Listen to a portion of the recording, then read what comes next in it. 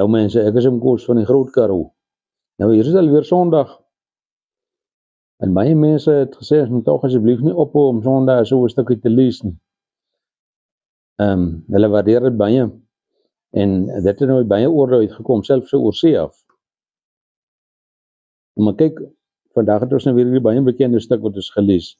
Dis hier in Lukas 15, stuk van die verlore seun. Baie bekend, maar kom ons lees net weer 'n slag.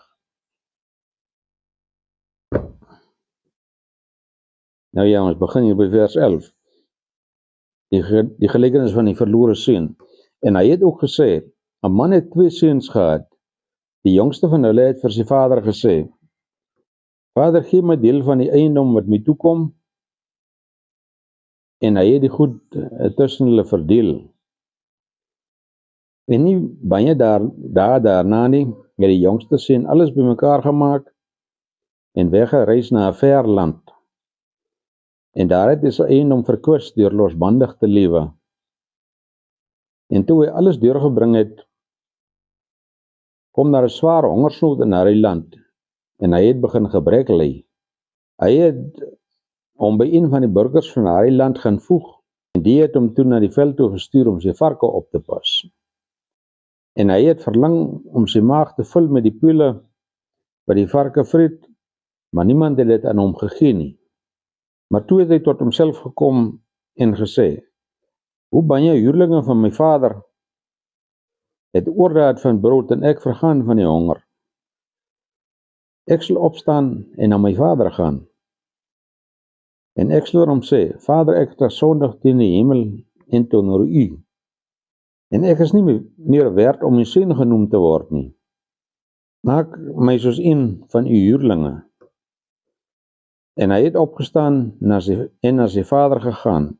En toe hy nog ver weg was, het sy vader hom gesien en innig jammer vir hom gevoel, en gehardloop en hom omhels en hom hartlik gesoen.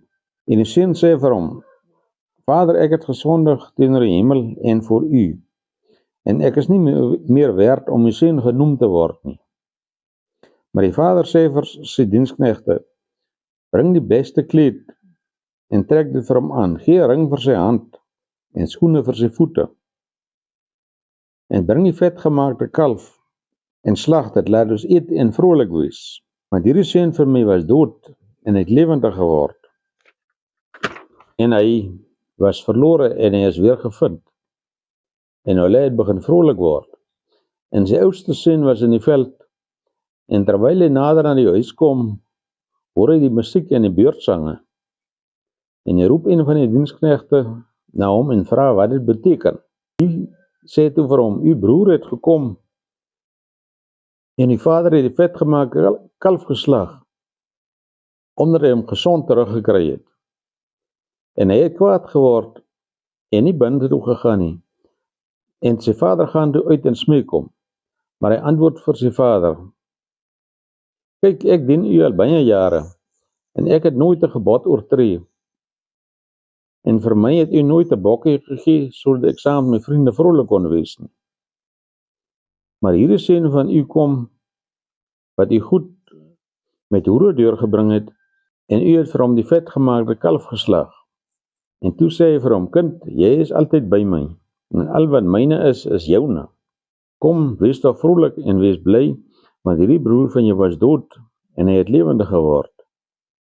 En hy is verlore, en hy is weer gevind. Nou ja, mag dit vir julle almal iets beteken.